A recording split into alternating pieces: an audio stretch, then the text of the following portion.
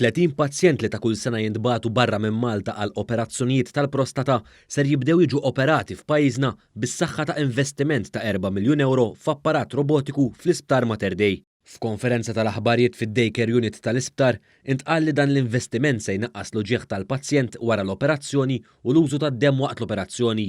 Fl-istess waqt il-pazjent se jqatta' inqas jiem fl-isptar u se jkun jista' jkompli bir-rutina iktar malajr.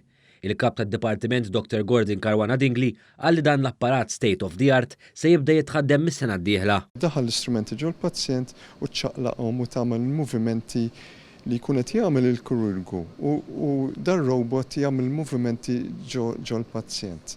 Ġifieri fejn hemm kollox ikkontrollat u iktar eżatt milli kieku tagħmlu bidejk biss. Huwa saħansitra spjega kif permezz ta' din it-teknoloġija pazjent jista' jiġi operat minn tabib li jkun barra l-pajjiż. Jkun hemm okkażjonijiet fejn jkun hemm kirurgu speċjalista f'ċertu operazzjoni jikkontrolla l-magna minn pajjiż wieħed u l-operazzjoni ssir pereżempju f'pajjiż ieħor jew ġo sptar ieħor. Il-kirurgu spjega kif l-aħħar ġimgħat kirurgi Maltin tħarġu barra minn xtutna minn speċjalisti barranin dwar l-użu ta' dawn ir-robots.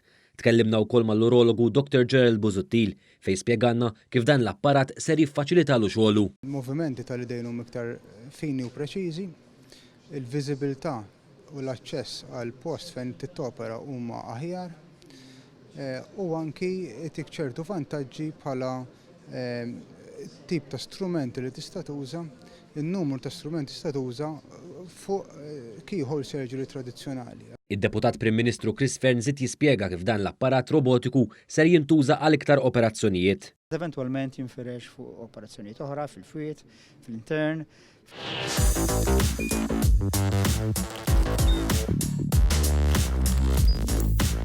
Idħol fuq one.com.mt u hemmhekk tista' tara l-programmi kollha li jxandru fuq One permezz ta' One Play.